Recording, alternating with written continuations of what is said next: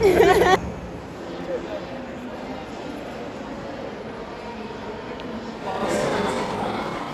presidential palace in Nanjing, once the center of power for great men like Sun Yat-sen and Chiang Kai-shek.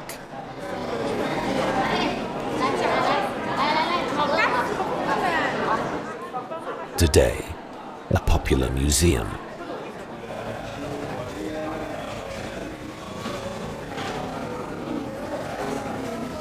It also features a throne room, dating from the 19th century.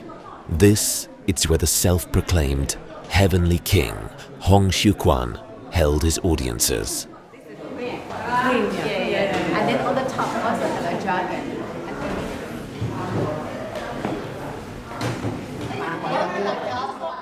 The depiction of the government 100 years ago is strikingly realistic.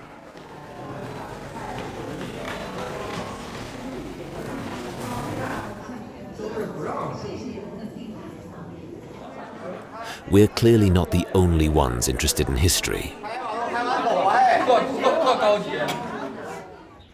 Right next to the palace lies a beautiful park, with pavilions, ponds, and a house shaped like a ship. Original, but probably not seaworthy. A ship, symbol of movement and change, sits firmly in the water here, a metaphor for permanence and stability amidst constant change.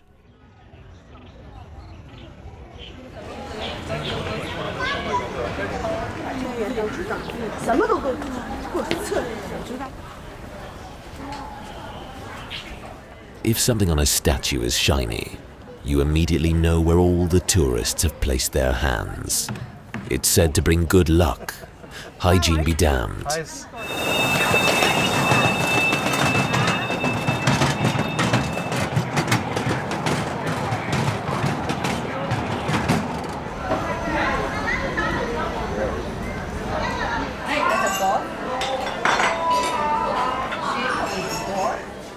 We can enjoy local delicacies in a restaurant in the park.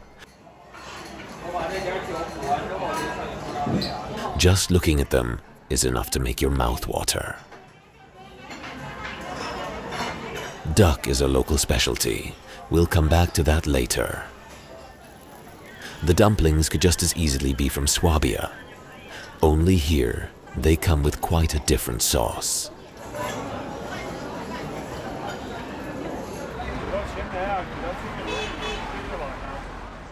Our next destination is the Hall of Remembrance for the 300,000 victims of the 1937 Japanese massacre. A somber place, and a reminder that humanity doesn't necessarily become more peaceful over time.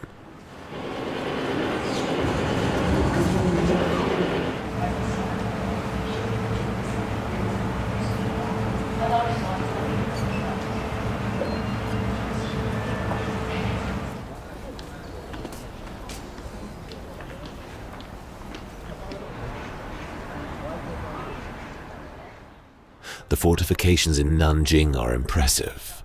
We've rarely seen such massive walls.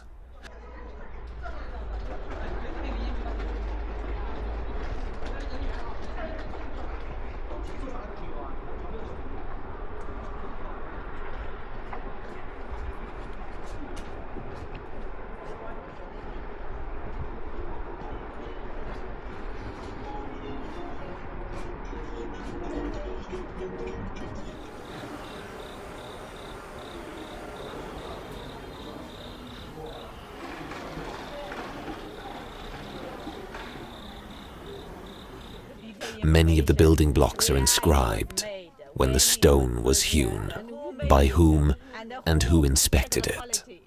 Meticulous bureaucracy, more than 6 centuries ago. So that's 600 years ago. And now we see the characters there are very beautiful, look like a Chinese calligraphy.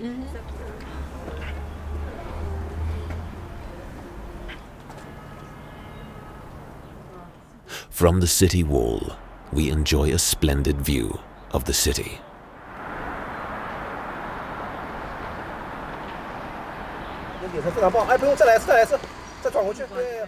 Professional photographers lurk everywhere, a bit too many for our liking.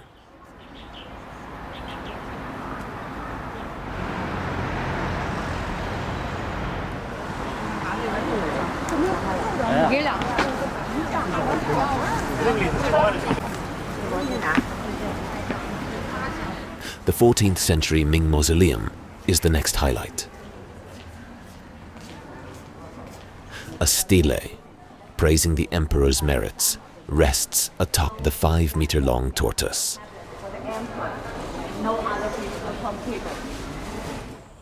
The avenue, known as the Ghost Path, is lined with stone figures. They guard the tomb and are said to keep evil spirits away.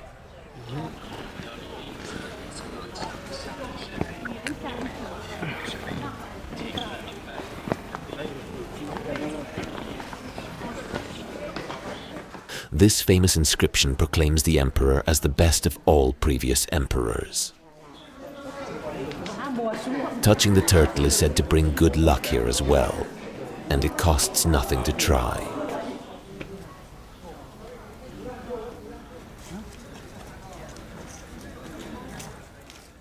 Among the small offerings, the cigarettes are a bit odd. Perhaps nicotine helps with spiritual calm.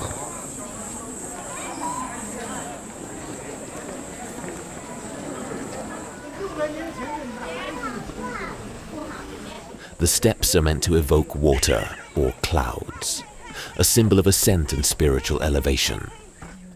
The mausoleum of Sun Yat-sen is very close by.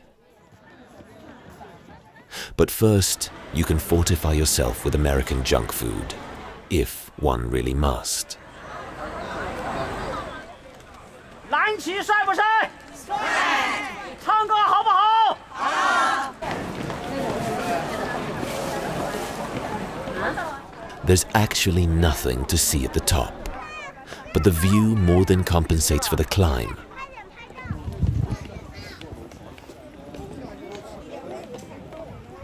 A very long line for photos, as proof that you were really there.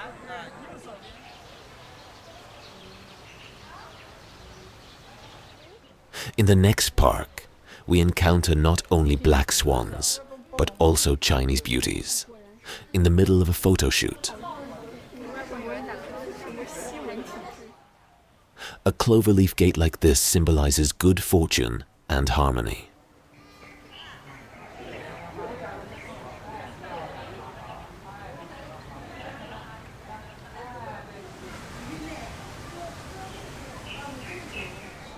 In the evening, we stroll along a famous shopping street in Nanjing.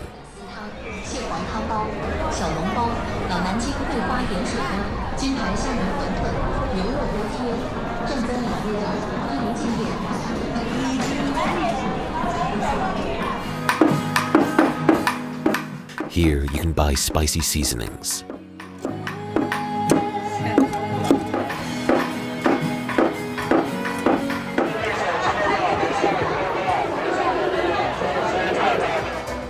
The local ducks are famous, shipped from here all over the world.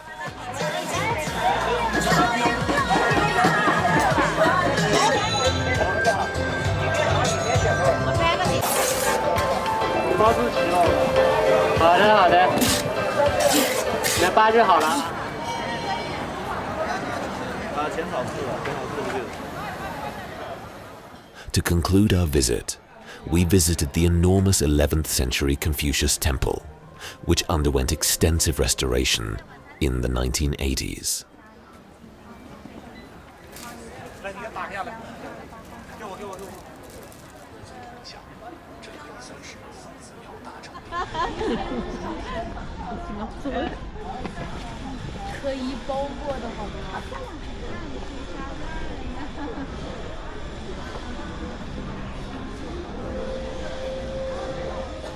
There are a variety of offerings: prayer tablets, candles, coins, and incense sticks.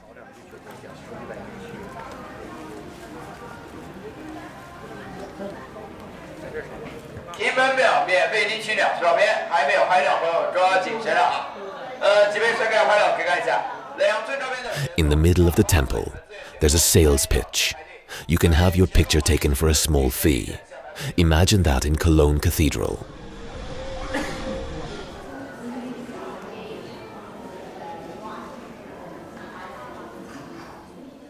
The stone goats are symbolic sacrificial animals.